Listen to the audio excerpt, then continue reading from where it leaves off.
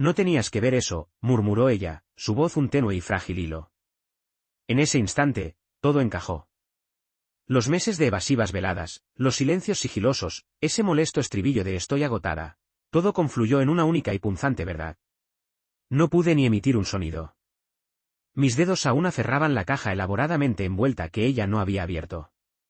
Mi camisa, que aún conservaba el tenue olor de la oficina, se me pegaba al cuerpo. El aftershave fresco que me había aplicado esa mañana, específicamente para ella, seguía en mi mano. Permanecí allí, completamente paralizado, hipnotizado por la brillante pantalla de su tableta que descansaba sobre el tocador. Seguía desbloqueada, la imagen de la mano de él descansando despreocupadamente sobre su cadera. La sonrisa de ella, una sonrisa que ya no era para mí, cruda contra la luz. Había sido mi gesto, un viaje sorpresa de aniversario que había planeado meticulosamente meses antes. Había reservado un acogedor chalet en lo profundo de las montañas, el mismo lugar al que una vez habíamos prometido volver. Incluso había dispuesto que una selección de sus chocolates artesanales favoritos nos esperara. Esa mañana, había recogido las llaves, impreso la confirmación y la había metido en la caja con una pequeña y sincera nota, porque todavía creo en nuestro para siempre. Entré al vestidor, con la intención de sorprenderla con la noticia. En cambio, encontré su reflejo, semivestida, sus dedos bailando sobre la tableta, escribiendo un mensaje a un hombre cuya identidad estaba enmascarada por una simple inicial. Se giró al verme detrás de ella.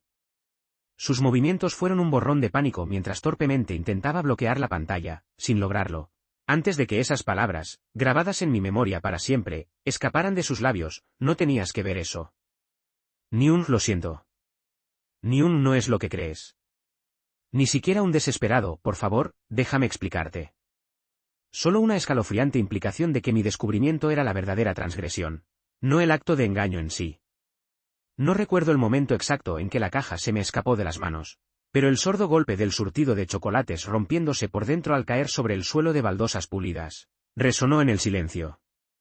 Recuerdo la expresión de su cara. No arrepentimiento, no terror, sino un destello de fastidio, como si yo simplemente hubiera interrumpido su momento privado. Ella no derramó lágrimas. Yo sí, en silencio, lastimosamente, mientras ella se desplazaba por mi asombroso silencio como si fuera nada más que un leve ruido de fondo. Las horas siguientes se difuminaron en una niebla indistinta. Insistió en que no era serio.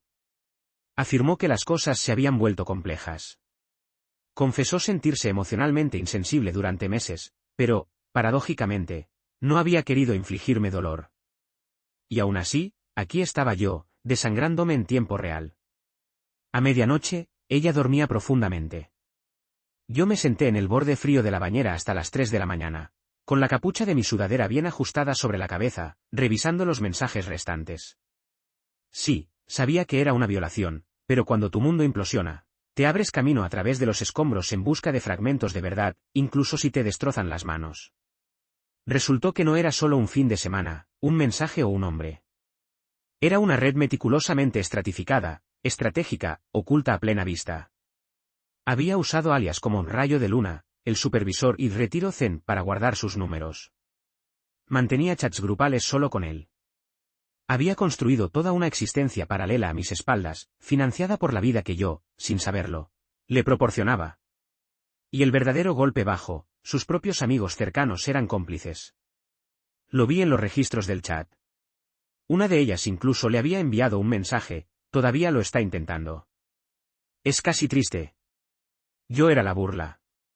El tonto bien intencionado y ingenuo con la escapada al chalet de montaña y la empalagosa tarjeta de aniversario. El hombre que intentaba desesperadamente revivir un amor que, sin él saberlo, ya había sido enterrado. Sin embargo, lo más inquietante no fue la traición en sí. Fue el objeto que dejó en la encimera de la cocina a la mañana siguiente antes de desaparecer por el día. Una pequeña nota adhesiva amarilla. 5 palabras, asterisco no me esperes. Que te vaya bien. Que te vaya bien. Que te vaya bien. Asterisco yo me estaba haciendo pedazos. Y ella se despedía como si terminara una relajante sesión de meditación. Todavía no había decidido qué hacer. No la había confrontado directamente. No me había sincerado con nadie. Simplemente me había arrastrado por mis días como un espectro, respondiendo correos, fingiendo normalidad mientras me desintegraba en silencio. Pero mañana, algo cambiaría irrevocablemente, porque hoy, había descubierto algo. Algo que lo alteraba todo. Era una hoja de papel blanco doblada, escondida casi imperceptiblemente debajo de un cojín del sofá. Sin sobre, sin marcas distintivas. Inicialmente, supuse que era un viejo recibo de la compra o una de sus interminables listas de tareas a medio terminar. Pero al desdoblarla, mis manos comenzaron a temblar. Era una nota escrita a mano, pero no la suya. La de él. La letra se sentía arrogante. Sí, suena peculiar, pero carezco de un descriptor más preciso. Trazos gruesos, asertivos, casi descarados. Lo había escrito como si ya tuviera dominio sobre mi casa. Y su contenido, todavía me cuesta procesarlo por completo. Asterisco, no puedo esperar a que por fin seamos solo nosotros. Ya no tienes que seguir fingiendo mucho más. Él no va a pelear. Es demasiado blando. Avísame cuando se rompa. Asterisco. La releí, una y otra vez. Simplemente me senté allí en el suelo de la sala, mirándola como si estuviera escrita en un idioma más allá de mi comprensión. El mensaje no era sobre pasión, ternura o arrepentimiento. Era estratégico, calculado, escalofriante.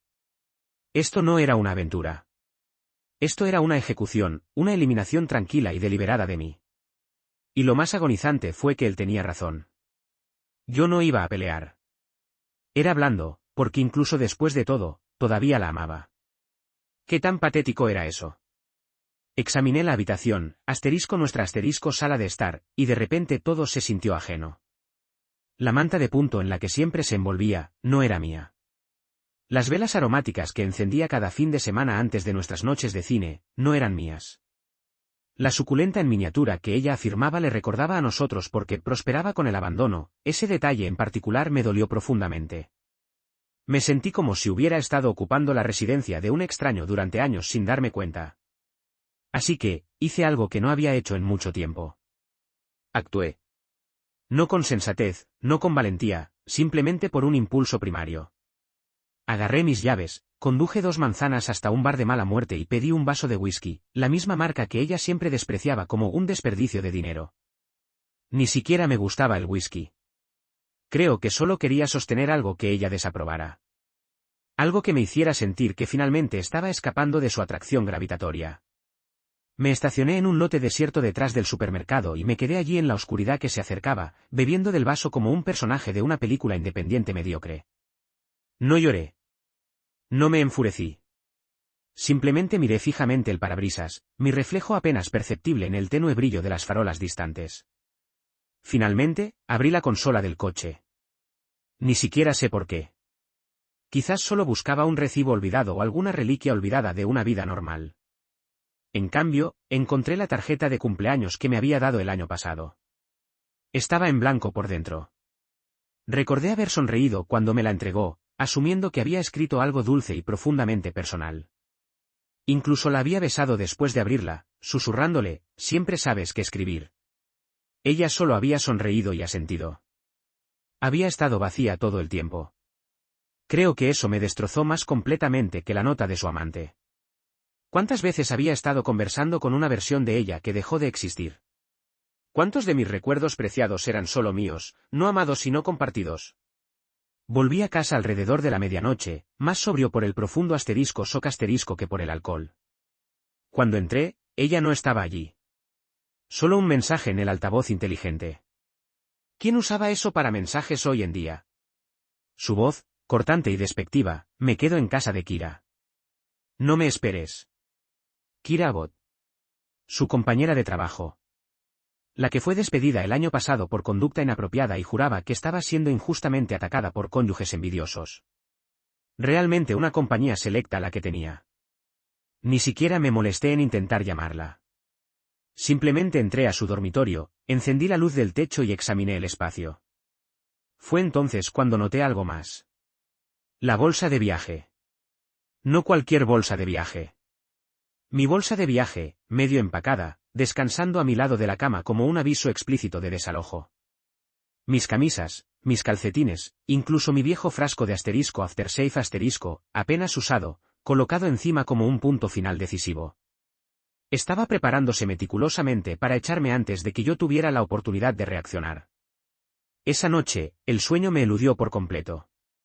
Me senté en el suelo, con su nota adhesiva en una mano y su carta en la otra, contemplando lo que podría haber sucedido si nunca hubiera comprado esa desafortunada escapada al chalet de montaña. Si no hubiera orquestado una sorpresa, si no lo hubiera intentado en absoluto. Pero lo que más me atormentaba no era la traición o la insensibilidad o incluso las mentiras omnipresentes. Era la escalofriante comprensión de que nunca había sido un participante activo en su plan. No era un obstáculo. No era una amenaza. Era simplemente un comodín, un espacio tranquilo y vacío que estaban esperando pacientemente para despejar. Pero si creían que era demasiado blando para luchar, no estaban del todo equivocados. Aún así, yo poseía algo que ellos desconocían, y estaba a punto de usarlo. Una carpeta desgastada de color borgoña guardada discretamente detrás de documentos fiscales polvorientos y viejos manuales de electrodomésticos. Nada abiertamente sospechoso a primera vista. Ni siquiera recuerdo qué estaba buscando. Quizás simplemente deseaba sostener algo que me perteneciera solo a mí, algo sin contaminar por su perfume, sus risas o sus secretos. Pero lo que descubrí alteró fundamentalmente mi percepción de todo. Dentro había documentos impresos, cuidadosamente grapados y meticulosamente etiquetados. Itinerarios de viaje, múltiples, confirmaciones de hotel, horarios de vuelo y reservas de restaurante, todo reservado a su nombre y al de otra persona. No el mío, no el de Kira. No el de nadie que ella hubiera mencionado. Un hombre del que nunca había oído hablar. Marcus Reed. El nombre no tenía ningún significado inicial, solo una secuencia aleatoria de letras. Sin embargo, cuanto más leía, más detalles intrincados surgían. Resorts tropicales, paquetes de spa opulentos, mejoras con champán. Un viaje en particular destacaba. 2 semanas antes, me había informado que asistiría a un retiro de liderazgo por trabajo. Incluso había salido con una pequeña maleta de ruedas y una pila de carpetas de trabajo que se había asegurado de que yo viera. Ese retiro resultó ser un resort frente a la playa en Clearwater, Florida, completo con un masaje para parejas y un crucero al atardecer para 2. Recordaba vívidamente esa semana. Había pedido comida para llevar 3 noches seguidas y había reorganizado meticulosamente nuestro garaje para sorprenderla. Incluso había colgado cortinas nuevas en nuestro dormitorio porque una vez ella había mencionado vagamente que le disgustaban las antiguas. Yo había estado completamente ajeno, quitando telarañas de las sillas de jardín, mientras ella bebía cócteles en una cabaña con alguien llamado Marcus. Pero lo que realmente me destrozó no fueron los recibos o los lujosos paquetes de hotel. Fue una pequeña foto impresa, brillante, metida casi descuidadamente dentro de la carpeta, deslizada entre 2 páginas como un pensamiento de última hora. Ella y Marcus, recostados en una hamaca. Sus pies cruzados sobre el regazo de él, su cabeza echada hacia atrás en una risa desinhibida, los ojos cerrados, irradiando un estado absoluto de paz. Era lo más vibrante que la había visto en años. Y no había sido yo quien le había brindado esa sensación de profunda tranquilidad. Me desplomé en el suelo justo allí en la oficina de casa. Mi mano aferraba la carpeta como si pudiera dañarme físicamente. Miré esa fotografía hasta que mi visión se volvió borrosa. Creo que permanecí allí durante más de 1 hora, quizás 2. El tiempo dejó de funcionar de manera convencional. Entonces mi teléfono zumbó. Era una actualización automática de la lista de la compra de ella. Oye, ¿necesitas algo de la tienda? Volveré más tarde. Me quedé mirando ese mensaje de texto durante 1 minuto completo. Ella seguía fingiendo, seguía representando esta farsa de vida ordinaria, recogiendo comestibles mientras ocultaba una segunda existencia clandestina en una carpeta engañosamente etiquetada como impuestos. No respondí.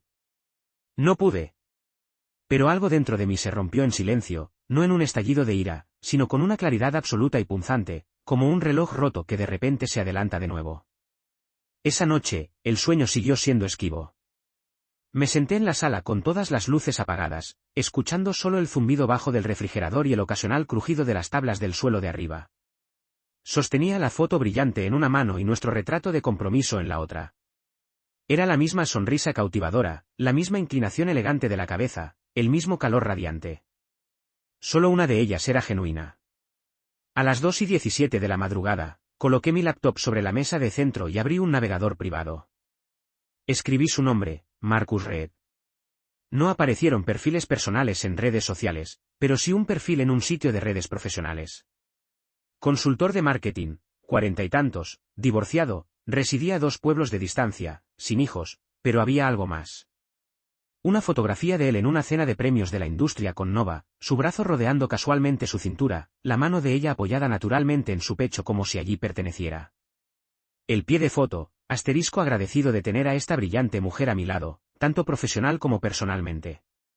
Asterisco la publicación tenía más de un mes. Yo no existía. Ella me había borrado sistemáticamente de su mundo mucho antes de que yo tropezara con esa nota, esa foto, esa carpeta. Y ahora me quedaba solo con mi taza rota, mi patético plan de fin de semana y una creciente montaña de pruebas de que no había sido más que ruido de fondo para su verdadera historia. Pero no iba a gritar. No iba a arrasar la casa ni a dejar furiosos mensajes de voz. No. En cambio, comencé a escribir, no por una ira desenfrenada, sino porque si no lo volcaba en algún lugar, iba a consumirme por completo. Comencé a redactar algo, un mensaje. No para ella, no para él, sino para otra persona, alguien completamente inesperado. Y ese mensaje, lo cambió todo, porque lo que yo no sabía entonces era que alguien ya había estado observando en silencio este drama en desarrollo. Nunca anticipé una respuesta. Honestamente, ni siquiera esperaba que el mensaje fuera entregado. Pero en el instante en que abrí mi bandeja de entrada y vi el asunto, lo que mereces saber, mi corazón se paralizó. Lo miré fijamente durante 10 minutos completos, el cursor flotando precariamente sobre el mensaje como si pudiera detonar si lo clicaba. La noche anterior, había compuesto algo crudo, desesperado y medio delirante. Un mensaje cifrado largo y divagante dirigido a la única persona que podía concebir que pudiera comprender la magnitud total de este engaño, su hermana, Delia. Nova y Delia habían sido excepcionalmente cercanas, pero una profunda brecha se había desarrollado 2 años antes, una fractura que nadie en la familia discutía abiertamente. Era el tipo de cisma que reconfigura silenciosamente las dinámicas familiares. Un momento estaban almorzando todos los domingos, y al siguiente no podían tolerar estar en la misma habitación. Una vez le había preguntado a Nova qué había sucedido, ella simplemente había sacudido la cabeza y había dicho, Delia no respeta los límites. Esa frase en particular se había quedado conmigo. Sonaba ensayada, como si hubiera sido extraída textualmente de un folleto de terapia. No transmitía dolor, desamor o traición. Sonaba como una declaración de relaciones públicas cuidadosamente gestionada. Así que, en mi estado de absoluto colapso, le escribí a Delia. Le conté todo, la caja de chocolates, la nota, la foto brillante, la carpeta, el hombre llamado Marcus. No me guardé nada. Esperaba que ella lo borrara directamente o me denunciara por acoso. Pero necesitaba desesperadamente a alguien, a quien fuera, que reconociera que no estaba perdiendo la cabeza. Y ahora, ella había respondido. Con manos temblorosas, abrí el mensaje. Asterisco Ethan, he estado esperando esto. Quiero hablar, pero no por correo electrónico. Reúnete conmigo mañana, solo. 2 de la tarde. Jardín botánico, pabellón principal. No le digas que vienes. Delia. Asterisco. Mi reacción inicial fue una oleada de paranoia. ¿Era esto una trampa? ¿Había Nova descubierto de alguna manera mi intromisión y enviado a su hermana para orquestar un control de daños? Pero algo en la forma de hablar no sonaba guionizado. Delia siempre había sido incisiva, brutalmente honesta de una manera que a menudo volvía tensas las conversaciones en la cena familiar. Y ahora, paradójicamente, estaba agradecido por esa agudeza inherente. Esa noche tampoco dormí. Mis pensamientos corrían con una velocidad implacable. Recorrí el pasillo. Releí la publicación de Marcus sobre los premios de la industria. Desplacé el dedo por viejos mensajes de texto de Nova, intentando desesperadamente identificar el momento exacto en que su lenguaje pasó sutilmente de nosotros a yo. Fue tan matizado, tan gradual, como el insidioso proceso de la erosión emocional. A la 1:40 de la tarde siguiente, ya estaba en el jardín botánico, sentado en un banco apartado frente a la entrada del pabellón principal. El aire era fresco, lleno del suave susurro de las hojas y el murmullo distante de otros visitantes. Revisaba mi teléfono repetidamente, aunque no le había enviado mensajes. Seguía anticipando una llamada de Nova, o peor, que ella cruzara el arco en lugar de Delia. Pero a la 1:58, apareció. El mismo cabello oscuro y rebelde, los mismos ojos oscuros y penetrantes. Me vio al instante, no ofreció sonrisa, simplemente un conciso asentimiento, y se acercó directamente. Ethan, dijo, deslizándose en el banco frente a mí. Así que, finalmente se está desmoronando. Esa única palabra, desmoronando, me tocó más profundamente de lo que había anticipado. ¿Lo sabías?, pregunté, mi voz apenas un susurro. Ella no respondió de inmediato. Se quitó meticulosamente sus guantes de punto, colocándolos deliberadamente junto a su termo de café. Sabía que había alguien más, pero no quién, ni cuán profundamente había progresado. La advertí hace un año. Le dije que era imprudente. Le dije que iba a demoler lo único bueno que tenía. Me dijo que me ocupara de mis propios asuntos. Dijo que finalmente estaba viviendo su verdad.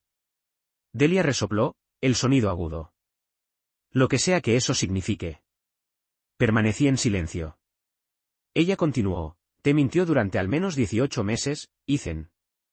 Probablemente más. Marcus no es una aventura casual. Ha estado presente, cenas, conferencias. Ella volaba para verlo mientras te decía que visitaba a nuestra madre. Me mantuve callada entonces porque sentí que no era mi lugar. Pero ahora. Ahora creo que mereces saberlo todo. Sacó su tableta, tocó unas cuantas veces y la deslizó por la mesa de madera. Mensajes, fotografías, capturas de pantalla. No va en vestíbulos de hotel. No va en conversaciones de texto con Delia, alardeando, planeando. Un mensaje en particular me revolvió el estómago. Asterisco lentamente lo estoy sacando. Él sigue intentándolo. Pobre tipo. Si me da un regalo hecho a mano más, podría gritar. Asterisco ese mensaje estaba fechado 4 meses antes. Justo después de que le construyera la despensa personalizada que una vez había dicho que siempre había querido. Sentí una oleada de náuseas. Ha estado construyendo una versión de sí misma que no te incluye a ti, dijo Delia, su voz ahora casi suave. Pero aquí está el asunto. No le dijo todo a Marcus. También le mintió a él. Le hizo creer que eras un hombre posesivo, emocionalmente inalcanzable, que se negaba a dejarla ir. Parpadeé. ¿Qué? Delia asintió.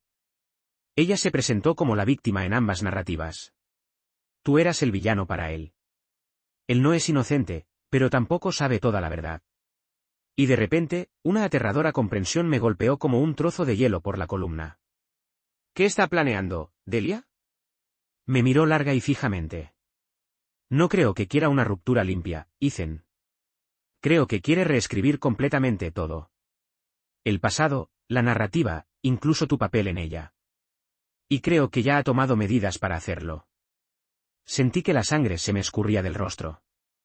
¿Qué medidas? Delia hizo una pausa. ¿Todavía tienes acceso a vuestra cartera de inversiones compartida?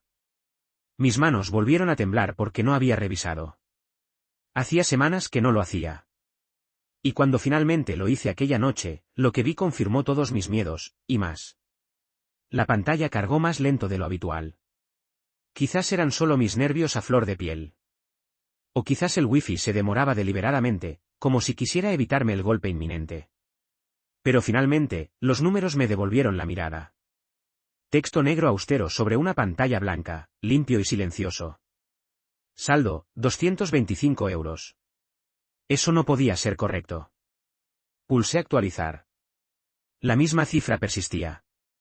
Me quedé mirándola, parpadeando, mi mente luchando por comprender del todo. Examiné los detalles de la cuenta, el historial de transacciones, los registros de transferencias. Cuanto más me desplazaba, más frío sentía. Ella lo había vaciado sistemáticamente todo. Cada depósito de ahorro, cada colchón que habíamos tardado años en construir meticulosamente. El fondo de emergencia al que una vez nos referimos en broma como nuestro dinero de que te den, en caso de que la vida se torciera, desaparecido. Mis últimos 3 salarios, retirados. Pagos con tarjeta de crédito, transferencias bancarias, incluso una transferencia sustancial dirigida a alguien llamado Reed Almage Consulting. Una firma de la que nunca había oído hablar, pero el nombre Reed me golpeó como un puñetazo. Marcus, por supuesto. Me sentí enfermo, violado, traicionado. Esas palabras ni siquiera empezaban a abarcar la profundidad de mi desesperación. Esto no era simplemente infidelidad. Esto era una anulación premeditada. Ella no solo me estaba dejando. Me estaba reemplazando, y escalofriantemente, estaba usando mis propios recursos para lograrlo. Me senté en mi escritorio, con las manos apretadas contra la cabeza, la boca seca, los oídos zumbando. Ya ni siquiera podía derramar lágrimas. El dolor se había transmutado en algo más silencioso, más pesado, como la sensación sofocante de intentar respirar bajo el agua. Pero lo más agonizante no era el dinero ni siquiera el engaño. Era la aplastante idea de que quizás, solo quizás, ella había estado planificando esto meticulosamente desde el principio, no solo hace meses, sino hace años. Y yo nunca lo había percibido, porque había estado demasiado preocupado escribiendo notas cariñosas en post-its y preparándole sus sopas reconfortantes favoritas cuando llegaba tarde a casa. Llamé a la institución financiera. Confirmaron todo. Los retiros estaban autorizados. Ella tenía acceso conjunto. No había absolutamente nada que pudiera hacer. El representante incluso sonaba genuinamente arrepentido, como si hubiera presenciado este preciso escenario demasiadas veces. Pregunté, medio delirante, ella vació todo nuestro futuro, y no pueden hacer nada. Él respondió, lo siento, señor. Legalmente, ella tiene la misma autoridad sobre la cuenta que usted. Colgué sin decir adiós. Durante los 2 días siguientes, no fui a trabajar. Apenas comí. Observé cómo las sombras se arrastraban por las paredes de la sala de estar. Escuché el estiramiento silencioso del aire, como una banda elástica perpetuamente tensa pero que nunca se rompe. Nova rara vez estaba en casa. Regresaba tarde, se iba temprano. Apenas intercambiábamos miradas. Ella actuaba como si nada hubiera cambiado fundamentalmente, como si aún estuviéramos atrapados en un patrón de espera, aguardando la siguiente ronda de indiferencia educada. Hasta aquel viernes. Estaba arriba, organizando meticulosamente la despensa, no por rutina, sino porque necesitaba desesperadamente dedicarme a alguna actividad tangible que no implicara seguir cayendo en picada. Fue entonces cuando escuché abrirse la puerta principal. Y luego una voz que no reconocí. Masculina, segura, claramente informal. Me acerqué sigilosamente a lo alto de la escalera y escuché. Bonito lugar, comentó la voz. Él no está aquí, replicó Nova, su tono demasiado suave para que pudiera discernir las palabras exactas. Luego, pasos, 2 pares, ascendiendo las escaleras. El pánico se apoderó de mí. Me metí en el armario del dormitorio de invitados como un patético personaje de comedia y cerré la puerta, lo justo para vislumbrar a través de la estrecha rendija. No podía creer lo que estaba haciendo, esconderme en mi propia casa, viendo a la mujer con la que me había casado llevar a otro hombre ― nuestro ― dormitorio.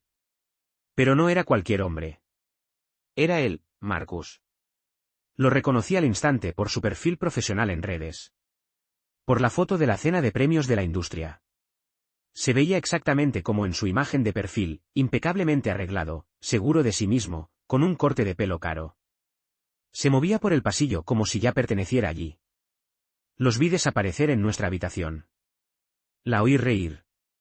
Esa risa de nuevo, la que antes solía reservar exclusivamente para mí. Luego oí el clic distintivo del cerrojo, y eso fue todo. Quedé encerrado fuera de mi propia vida mientras ellos se acomodaban dentro de ella.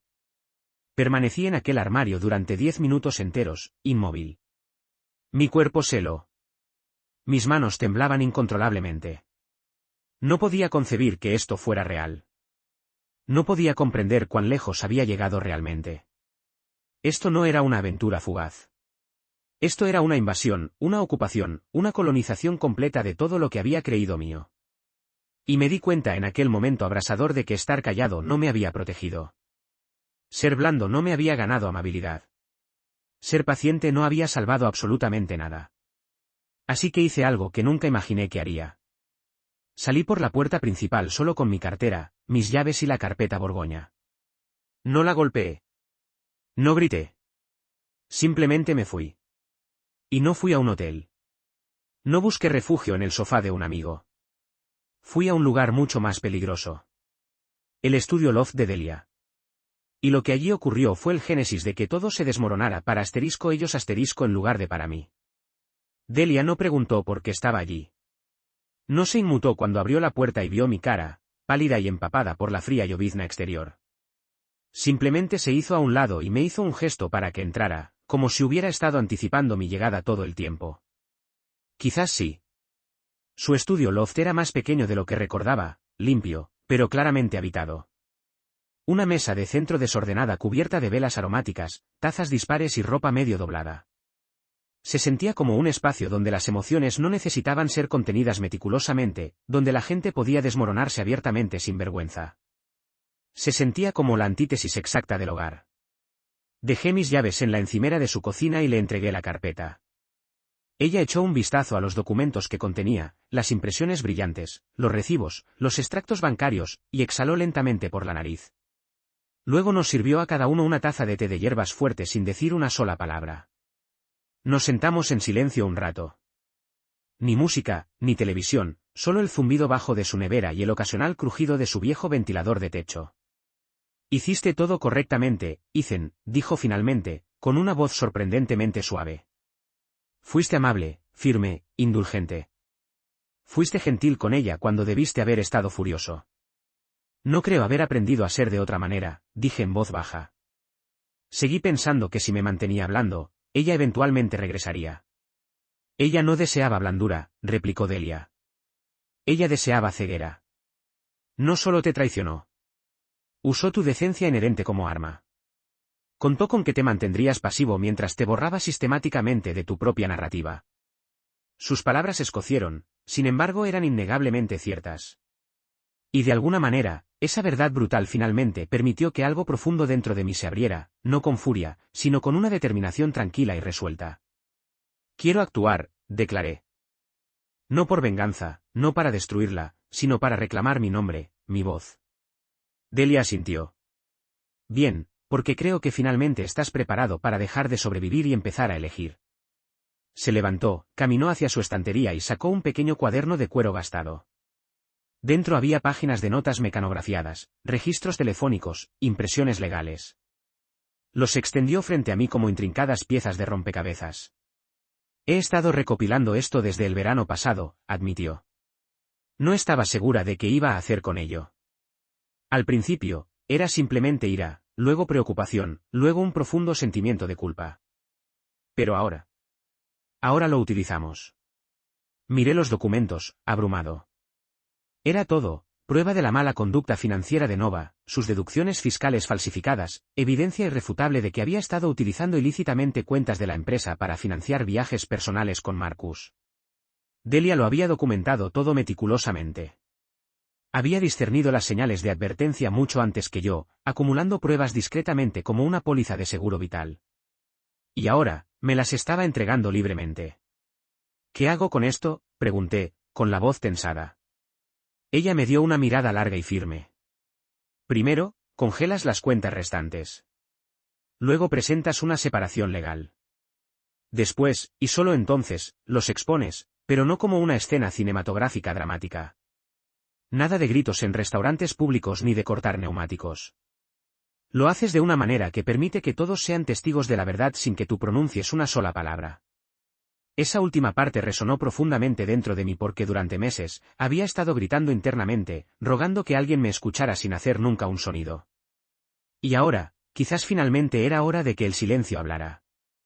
Así que formulamos un plan. Aquella noche, Delia me ayudó a redactar un informe meticulosamente detallado y a enviarlo de forma segura por correo electrónico a un abogado de confianza que conocía, alguien discreto y con gran experiencia en separaciones conflictivas. Recopilamos con esmero cada documento, cada inicio de sesión, cada contraseña a la que aún tenía acceso. Delia incluso logró rastrear al conserje de viajes de lujo que Marcus había utilizado para su viaje a Florida y descubrió un rastro claro de reembolsos corporativos engañosamente etiquetados como gastos de adquisición de clientes. Todo ello fue cuidadosamente, metódicamente preparado, no para infligir destrucción, sino para revelar la verdad sin adornos. Por la mañana, había congelado oficialmente nuestras cuentas compartidas. Contacté a mi empleador y organicé un permiso de ausencia. Empaqué lo esencial de la habitación de invitados de Delia, no porque me estuviera mudando, sino porque simplemente no podía regresar a esa casa. Todavía no.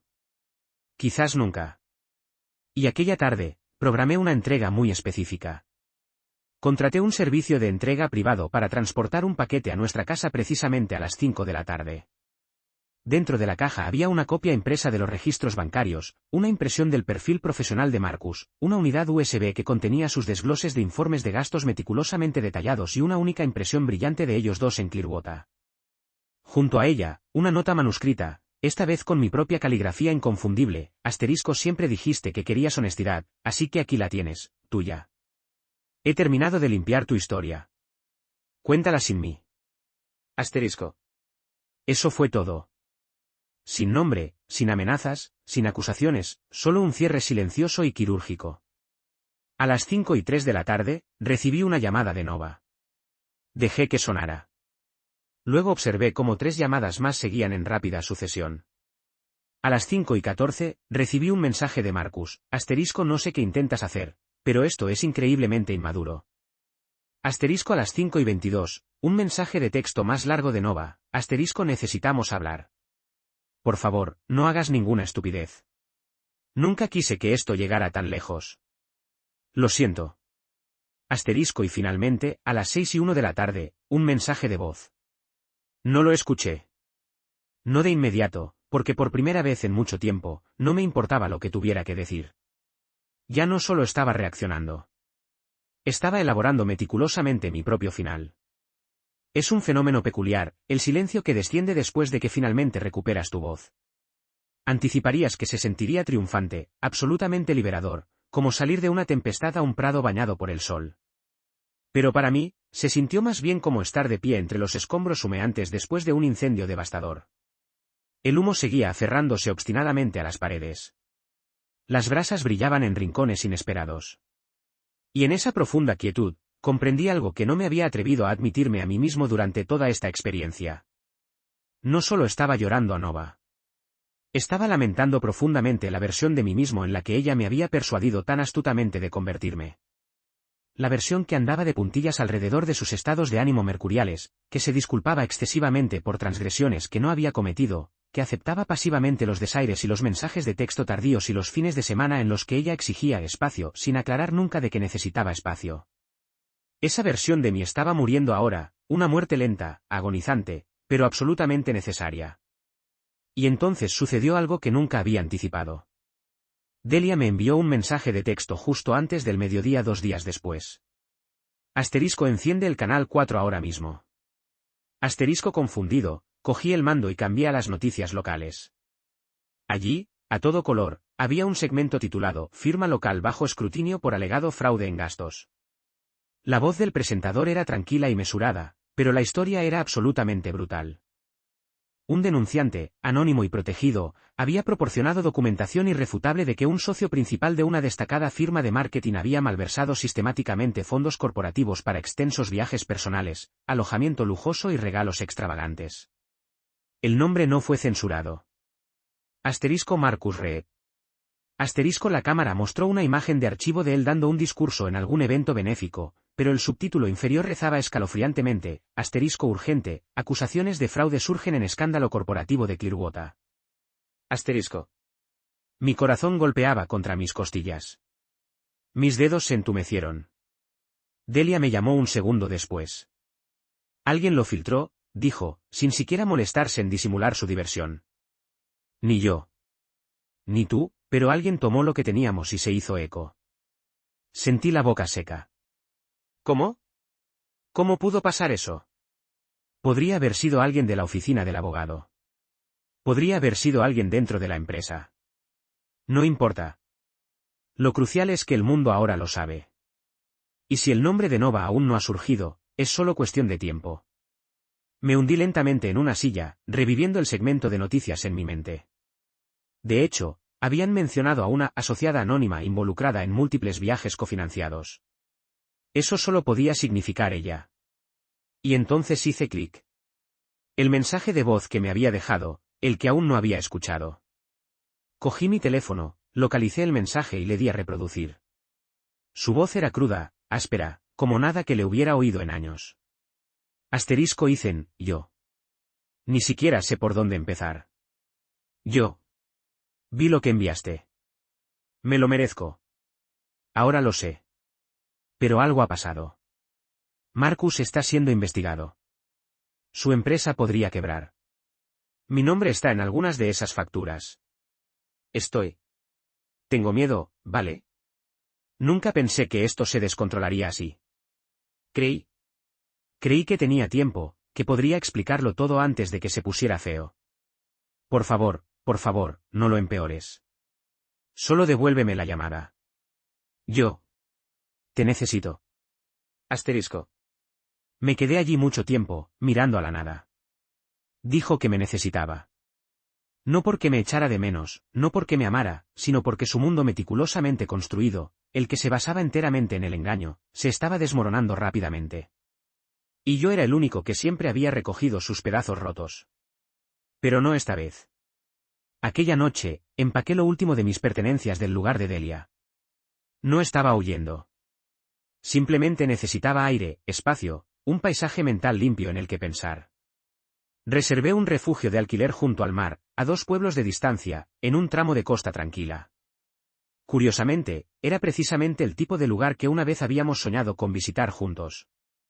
Solo que ahora, era enteramente mío.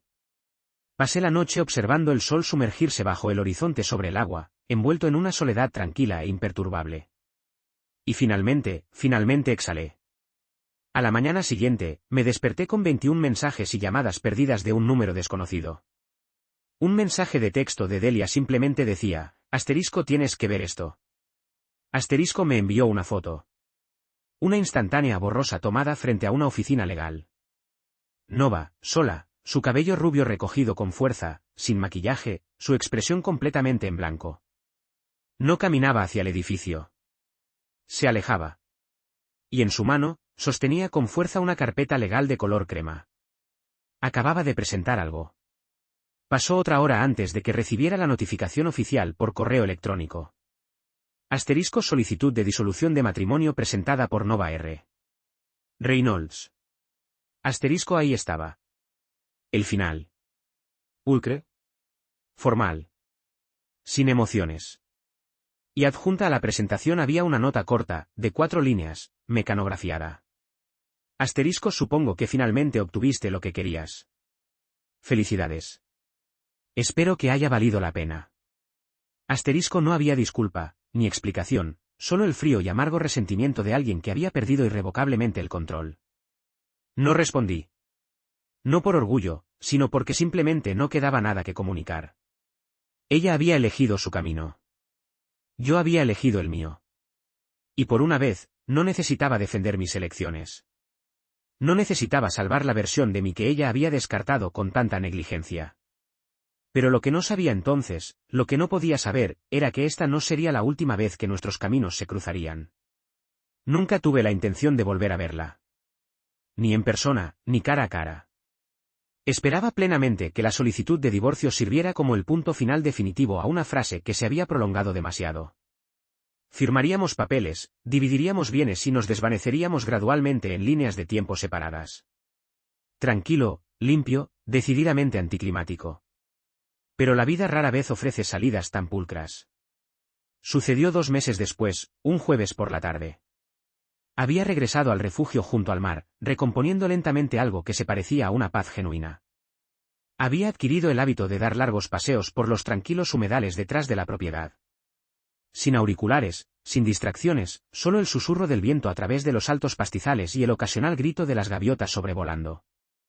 Aquel día no fue diferente, hasta que regresé al porche y la encontré allí. Nova. Parecía más pequeña de lo que recordaba. No físicamente, sino energéticamente, como alguien que había sido completamente vaciado y aún no había descubierto cómo rellenar el espacio vacío. No llevaba maquillaje. No estaba vestida para impresionar. Simplemente se veía real, verdaderamente real, por primera vez en mucho tiempo. No hablé primero. Esperé. Ella no me miró a los ojos cuando finalmente dijo, no estaba segura de que seguirías aquí. Ahora vivo aquí, respondí. Mi tono era tranquilo, no frío. Lo sé, dijo. Delia me lo dijo. Pensó que debería mantenerme alejada. Tenía razón. Entonces, ¿por qué no lo hiciste? Ella levantó la vista entonces, y discerní algo en su expresión que no había visto en años. No culpa, no miedo, no manipulación, dolor. Quería darte algo, dijo, metiendo la mano en el bolsillo de su abrigo. No para arreglar nada, solo para cerrar el círculo. Me extendió un pequeño sobre. Dentro había un cheque. No era una suma sustancial, pero sí suficiente para importar. Adjunta había una nota manuscrita. Asterisco, esto es lo que pude reunir de lo que queda. Sé que no deshace lo que hice, pero es tuyo, porque tú construiste esa vida. Yo solo la tomé prestada. Asterisco. Miré el papel, sin saber cómo responder. Ella continuó, lo perdí todo, Ethan. No solo el trabajo, no solo Marcus. Se marchó, por cierto. Tan pronto como las cosas se pusieron feas, desapareció. Típico. Creí que tenía un plan. Resultó que tenía una fantasía. Asentí lentamente. Sé lo que se siente. Ella dudó. Fuiste bueno conmigo. No sabía cómo manejar eso. Creo que seguí esperando que te volvieras cruel para no tener que ser la villana. Pero nunca me diste esa oportunidad. Simplemente seguiste siendo amable, dije. Y tú seguiste tomando. Ella no discutió. Así fue. El silencio entre nosotros era espeso, pero no áspero. Era el tipo de silencio que sigue a la verdad, no el explosivo, sino el completamente agotado. Ella se apartó de la barandilla del porche. No te molestaré más. Solo necesitaba que supieras que no fuiste el tonto en esta historia. Yo lo fui. Antes de que pudiera detenerla, se dio la vuelta y comenzó a caminar por el camino de grava. Y eso fue todo. Sin despedidas dramáticas, sin súplicas, sin giros inesperados, solo una profunda sensación de cierre. Permanecí sentado en el porche mucho después de que ella se fuera, observando el suave viento ondular sobre el agua. Por primera vez en mucho tiempo, el peso aplastante en mi pecho finalmente se había levantado. No estaba amargado. No estaba roto. Todavía estaba. Todavía aquí, todavía respirando, todavía yo mismo. Una semana después, firmé los documentos finales de divorcio. Sin juzgado, sin espectáculo, solo 2 firmas y una confirmación de entrega. Le envié un último mensaje. Asterisco, gracias por el cheque. Lo usé para comprar una tabla de pádel surf. Asterisco, ella nunca respondió, pero yo ya no la necesitaba. Porque ahora, cuando me deslizo sobre el agua al amanecer, mi remo cortando limpiamente la niebla, ya no me detengo en lo que perdí. Pienso en lo que he recuperado meticulosamente. Y a veces, el gesto más silencioso, el destinado únicamente a uno mismo, es el que finalmente te salva.